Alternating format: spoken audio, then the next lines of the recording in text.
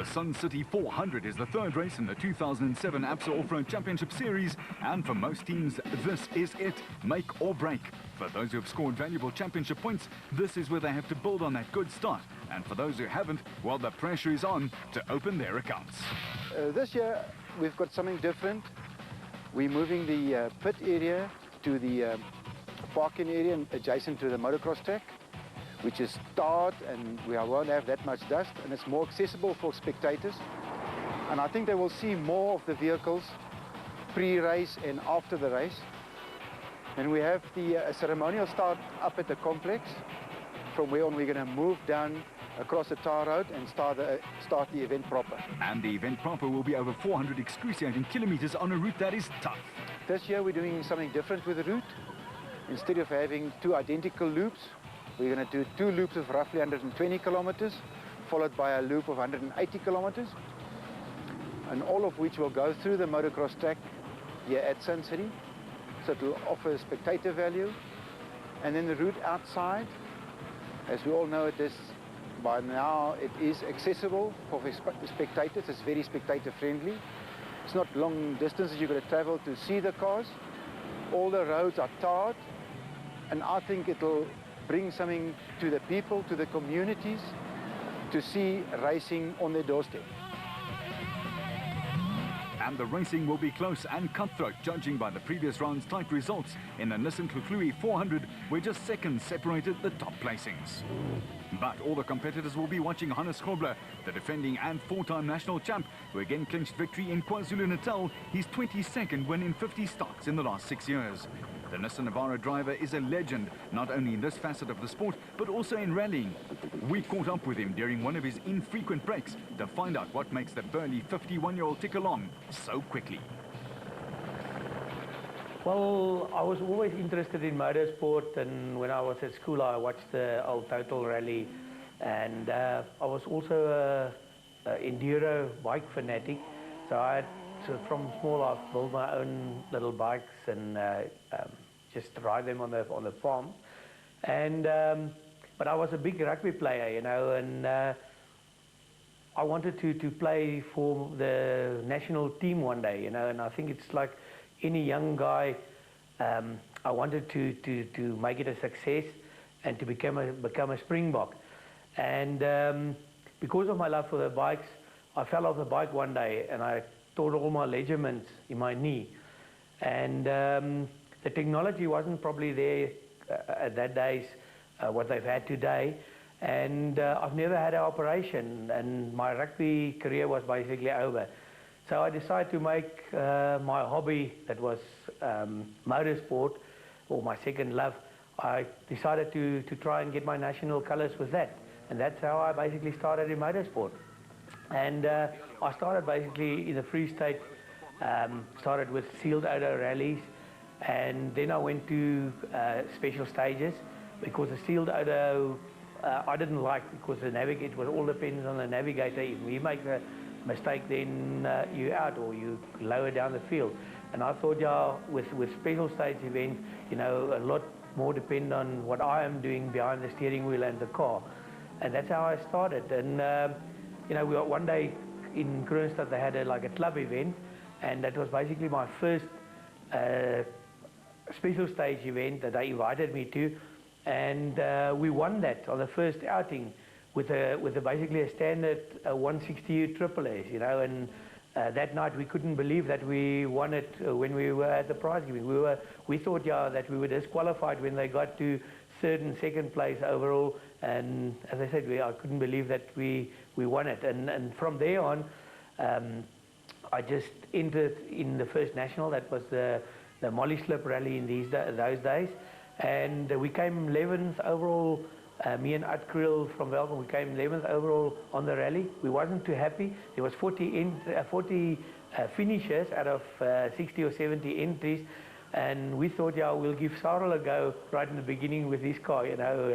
I know there was never a chance that I could get close to it, you know. And Menno Havela convinced me that I must just go on, and there's a big future for me. And we started to build our own rally cars from there on. I took my car that we basically used as a vehicle to go to work and back, build a roll cage in it. My daughters was hanging on the roll cage Sundays when we went to church.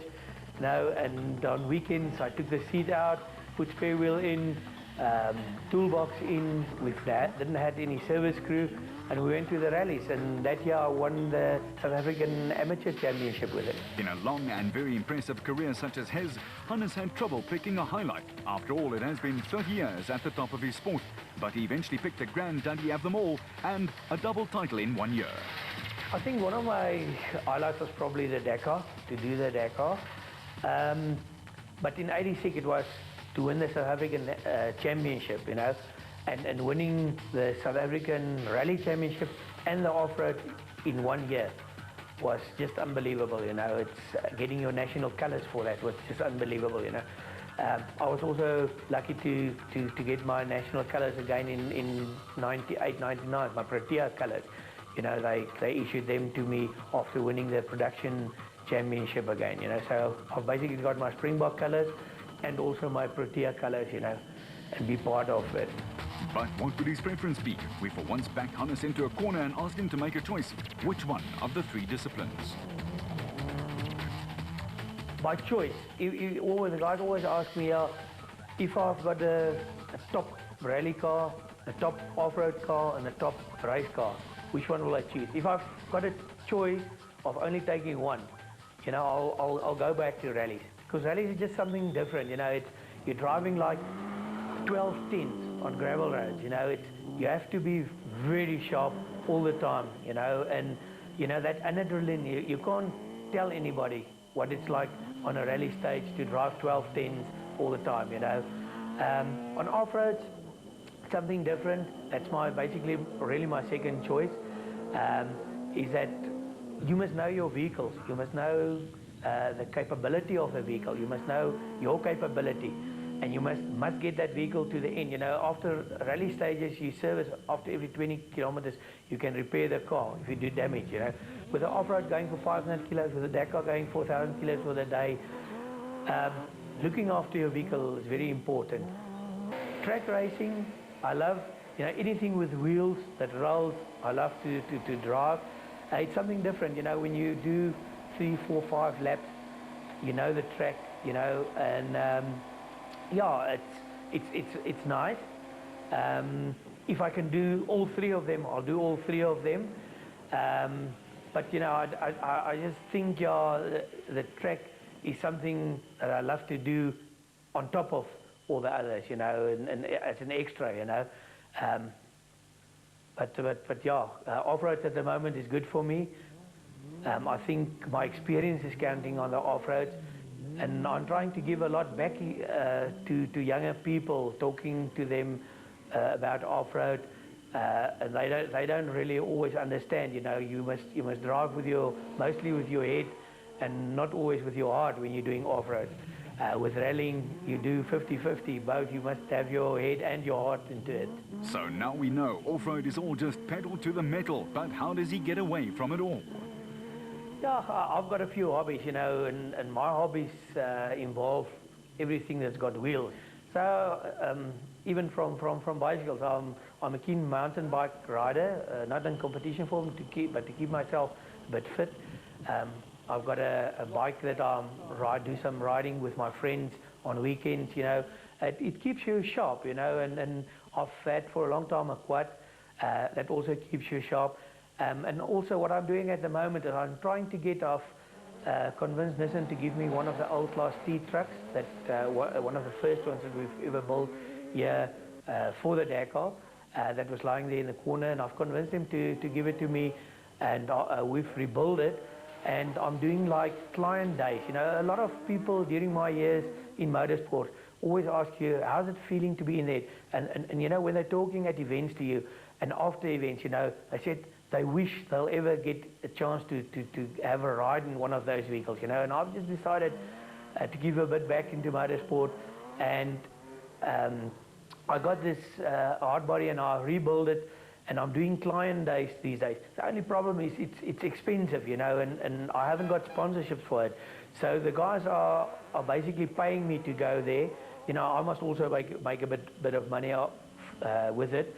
And I go out and I took people out on like a 3-kilometer drive like Gerotech down in the Cape. I talk about motorsport, tell them how I started with motorsport, tell them what it's like on the Dakar, you know. You won't believe it how many kids the parents are bringing to have a ride with me, you know, and it's just unbelievable. We had just a thing that I went down to Cape Town, to Vredendal, and we went to about 3 or 4 schools that I took the headmaster in the car just for a drive down the tar road and back again with all the kids out there on the rugby field, looking at the car, telling them what it's all about. They sitting in the car, I put them behind the wheel, you know, and they just sitting there for photographs, whatever, you know, and that's what I try to do these days as well, you know, to bring it over to the kids. Because with the kids there, you don't sell the car tomorrow or the day after that, but in 10 years' time, you convince them to buy the right car. Vehicle and asset finance from ABSA, overcoming all obstacles. Finance from ABSA, going the extra mile to get you financed. Our preview of the tough Sun City 400 Round 3 of the ABSA Off-Road Championship continues here on Supersport. Next up, we heard a rumor that Castrol Toyota driver Bevan Bertelt has been hard at work at improving his fitness. We found out that the talk was true and caught up with him, but we had to run fast to do it. Bevan, first off, most people will want to know, why do motor racing guys have to stay fit? Look, when you start racing, it's all about fun and that. You get better and better, and you start looking for the edge to improve yourself. How do I improve myself? Yes, you work on the car. Now, all of a sudden, I've got a team that's doing very well for me. Toyota provide me with everything. They don't hold back. They do great mechanics job. They do great everything they're doing. So you've got to put 100% in. And it's nice when you're finishing third, second, whatever, but the difference between finishing third and winning is that there's a major difference. And that is the ultimate edge. And what happens is that comes into effect in the last 100 Ks. And most of our races are 400 Ks or more, like the desert races, 1,000, for example. And you can notably, if you go and have a look at the times that the guys slow down a bit and they lose that edge, and that is what will make you win or lose a race. And obviously, with off-road racing, it's becoming faster and faster and faster. So it's to avoid attrition, and the only way to do that is to have the reflexes. Hence, I've trained with the boxing and with the squash and with the running, you know. And I've got personal trainers, and namely Sean Smith in the boxing field, which if I didn't have that, I wouldn't be able to maintain. You know, you've got to deal with that guy. You've got to be there at least 3 to 4 times a week. And if you start missing, you're letting him down and yourself. So that's the reason, you know. Have you found that the concentration that you have at the end of the race, now that you're fitter, is noticeable as compared to the old days when you weren't fit? I must say that I've never really not been fit, but you know, fitness is, you get guys that are Olympic super athletes and that, and you always strive to try and be that. But you start working, and it takes a couple of years to work out your metabolism and, you know, what foods work for you and what don't work for you. And I've had to change a lot. I try not to eat bread. If I eat pasta, it's before 2 o'clock. And the more you watch it, the more conscious you become, and you notice your sweat rate and things like that. And obviously, you know, you start working at the heart rate, but I try to make this fitness regime not like an ultimate obsession, because you can start watching everything and then lose track of the actual motor racing, you know. So you've got to balance it. You've got to be in a go-kart. You've got to be practicing to stay sharp. You've got to play squash league, and you've got to focus on how to play squash. It doesn't help you to go run 10 Ks. Now you've got to beat a guy on a squash court. You've got to think about that. You come to boxing, it's a lot of different combinations, and that is training my mind. When he's talking, he's saying left, left, right, hook. Your brain's got to communicate that to your hands, and it's exactly the same as off-road. I found a massive relationship between boxing and that. And obviously, you want to be sharp, you know, and I'm here to win ultimately and to get to Dakar. And if that's what it's going to take, I'm going to carry on going until I achieve that. People say there's a rumor going around that you're not all that competitive. Are you competitive in the gym at least? Look, there's a number of guys out there that are going very quick, and that are, I watch on the TV at night. I go slowly through it. I watch a guy's driving styles. I watch everything. I believe that with a heavy fitness regime, you'll maintain the concentration. And a guy like Hannes has won 22 races in the last 6-7 years, and at this stage, I've had to say to him, well done. I want to get out the car, and he must come to me and say, well done. I must beat him outright. And with the development of Toyota, because they've only been in it for 2 years now, they've come up very quickly. And to have led him in the last race is a major achievement of their part. So, like I said, they're putting their bit in, they're putting huge money into it, and we will achieve it. It's a matter of time, you know. Does your ego get in the way of your racing sometimes? You know, I must say that every racing driver's got an ego. They'll be lying if they said they don't have whatever. And one thing about this racing, I've got a very professional navigator, and thank goodness I do have that to slow me down, otherwise I wouldn't have a racing car. You're going extreme speeds, so you've got to decide whether you're going to hold it flat over a blind rise or not. Now, if you want to win, you've got to hold it flat. And there comes to that, you know, you've made a decision to do that. You're taking a navigator's life at risk, and you're being competitive. So that's a fine balance, and I enjoy that at this stage of the game. Bevan, there is talk about the racing and the fact that you're going in good directions, but there's this parallel between fitness in here as well as racing in the car. Tell us about that. 100%. The hardest thing about off-road racing is to be able to slow yourself down. It's easy to hold it flat, and then you have an accident, you know.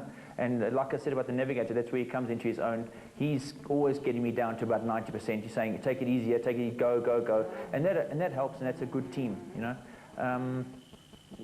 With the nutrition and eating, everything, you've got to do it right to achieve the ultimate goal. And I must say, the stakes are high, you know. To win now, it's like I said, to finish third, you drive nice, you hit nothing, you finish third. To win, you've got to stick your neck far out, and you've got to keep it together. And to do it consistently, you've got to get used to doing that, and that's what I'm trying to achieve. Lastly, give us a time frame on when Bevan Berthold will be in fine shape, in the best car that he's possibly got, really kicking butt out there. I'm giving myself this whole year. I'd like to win 1 or 2 races this year with a bit of luck. You can never call it. I've written a championship off. We're not worrying about that. We're trying to develop. But when we arrive at our first race next year, I'd like to have been well tested, relaxed, and with an old car, not always a new car, new stuff, and then go and have a fair chance at winning the championship, not just arriving there to finish third or second or wherever. So this year is about keeping it together. And next year is seriously championship material for winning. And then obviously within 3 years, I'd like to be at Dakar. I need to do it once, and then I need to go and try and win with an overseas navigator. There's no reason in the world. I mean, Janil is no superstar. He's just ground his way through it for a long time, and he's become very good at it, and there's no reason why I can't do that. Now that you've made the closer acquaintance of 2 of the main protagonists in the duel for supremacy at the City in the Sun, let's take a look at the other gladiators and their glittering steel chargers. In the production car class, the Super Production or SP class has hotted up, and it's bound to be even more so in the expected dust of the Northwest. Whatever the case may be, Grobler and his navigator Francois Jordan have been utterly dominant so far, and the Navara has been as reliable. Look for them to continue on this note. They have a 23-point lead at the top. But there's reason to believe that the other teams have closed the gap on Nissan. And from within the camp itself, there's a brand new challenge. First off, though Duncan Foss and Ralph Pitchford, both former champions, have been there or thereabouts, and will be a thorn in the flesh for the other works teams as they have to go over or 3/4 to get to Grobler. And that's not such an easy call.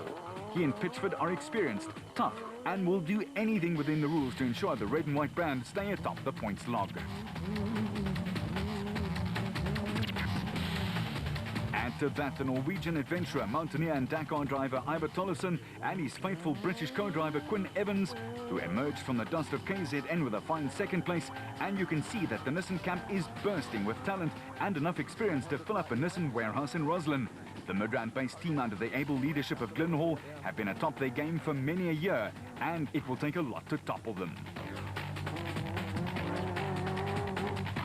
That, however, doesn't mean that there aren't hordes of teams ready to try and do just that. The Century Property Development's Nissan Navara of Mark Corbett and Rudy Balzar are ready, able and willing, and could very well be the champions after the 400 k's of driving in and around the Pilanesberg. Not to mention the Ford team. Brandon Harkes has already had 2 outings in his Ford Ranger and has improved in each one thus far. He's clearly getting to grips with a production car after spending most of his off-road life behind the wheel of a space frame car. Harkes is one determined pilot and is without doubt ready to beat Grobler and provide the Ford faithful something to smile about. although there are already signs of that with the improvement that the camp has done so far.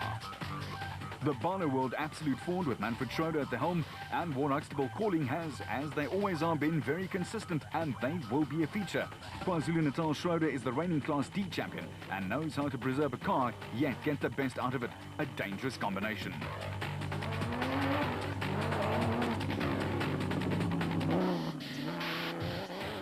Reigning SP champions Neil Woolridge and Kenny Scholthammer have not scored any points thus far in the opening salvos. Therefore, they know that the Tour of Sun City and the surrounds is crucial if they're to keep their championship hopes alive. The former national champions will be hoping that the Ranger stands up to the pounding this time out. In the Castrol Toyota camp, there's a quiet optimism running through team manager Wamia Dudd's charges. Young Mark Grenier has steadily been learning to get the most out of his car, yet controlled enough to conserve it at the same time, while under the tutelage of navigator Chris Birkin.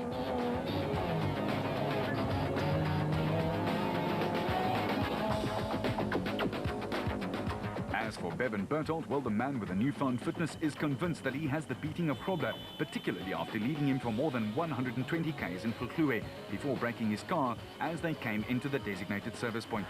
Hichu and Jaap de Bruin in their McLaren XL dealer Toyota have also been learning at a rate of knots in the SP class, and this crew are competitive. They never give up. Another Castrol Toyota SP team are able to upset the apple cart is Chris Visser and Jaapie Baardnost, who didn't finish in KZN, but they are running a Class D vehicle in this class, a tall order. A Nissan crew also heads the Class D championship. Brothers Yuri and Andre Duplessis in the BB Auto Nissan Hardbody have 13 points in hand over their nearest rivals, and their teammates won't be easy on them either. Their points advantage was cut in half when shot Class D Vlughlue winners Roman Besaidnout and Stefan Locke closed out the victory with an emphatic 10-minute margin. Two crews are tied for third. Brothers Harold and Tian Kun in their green and black liveried Land Rover. They share the same points tally with the Raysonics crew of Kutsia Labaskachny and Johan Gerber, who are known as a very consistent outfit. In Class E, two solid results have taken the Castrol Toyota Hilux pairing of Brian Martin and Oki Fourie to the top of the class. But Ford's works entry in this category, the Ranger with Jack Peckham and Lucio Santoro aboard, are just a single point off, and they will be applying the pressure. The Barkhuizen's husband George and wife Sharon powered their Toyota to a class win and fifth in the production car class with a great drive in E, but they did not finish in the Cape, so the Rurcon team will be hoping for more consistency. Kobus van Tonda and his co-Rian Guapa impressed by taking second in Vlughlue, so they may very well be able to use that as a springboard for greater things in their dignified-looking but fast Unifreight Pajero. But whatever the case may be, they're all chasing the 10-time national champion Hannes Grobler, who leads no less than 5 Nissans in the top 10 on the points log. In the special vehicle category, the door is wide open. The father and son combination of Nick and Ryan Harper are to blame, as they handsomely won the Nissan Vlughlue 400 title in their new Atlas Copco bat, thus earning the honor of going top of the class. They're still coming to grips with a new and improved special vehicle, and Sun City will be a baptism of fire for them. Second place Shamir Varayawa and his nav Siegfried Rousseau finished the fastest of all the cars bar none at the Elephant Coast event, and the Total Porter team seems to have sorted out early season teething problems and are ready to battle for national championship honors. While Nardis Alberts and Colin Hunter and their Rapsabat will be right up there, and they could very well find the Sun City Bush suited to their challenge. However, a news release from the Motorrad camp suggests that the rest of the teams are in for a hard time. The dominant team of the last 2 seasons have announced that they will saddle up 2 brand new Back Spec 3 specials from engines, gearboxes, suspension and new geometry, and it means that the Motorrad crews will be highly competitive. In Class B, the father and son combination of Jan and Hendrik Kraai will be hoping to be the same at Sun City as they were in KwaZulu-Natal, where they won with comfort. And the Besaidnouts and their Adenko bats will also be a severe threat to the championship points leaders. These 2 teams are just 11 points adrift. Gil Null and Sandra Labaskachny in their Bozel Zarko Truggy scored points in both the first 2 outings and will want to cement their place in the top 4. While in Class S, the perennial favourite Richard Schilling and his co-Chris Davies lead in their Plastotech Aceco, and their key to victory is always go as hard as you can for as long as you can. They'll be doing the same thing again for sure. Nick Gosler and Richard Carolyn were the only other Class S finisher in Kluklui, and they're hoping for a repeat of history at Sun City. But Sun City and Sarans has not had a massive amount of rain of late and is bound to be dry, dusty, and as always very warm. It should make for some real showdown racing, and as it stands at the moment, the Hoppers only have a 7-point advantage over Variawa, while the Motorrad lads are also ready to pounce. They're in 3rd and 5th place as we speak. The Sun City 400's prologue will be contested on Friday the 11th of May over 55 Ks, and then it's the racing proper on Saturday. We'll be there to bring you all the suspension braking action. Until then, you keep it on the road, we'll keep it off-road. That was the ultimate test. The ABSA Off-Road Champion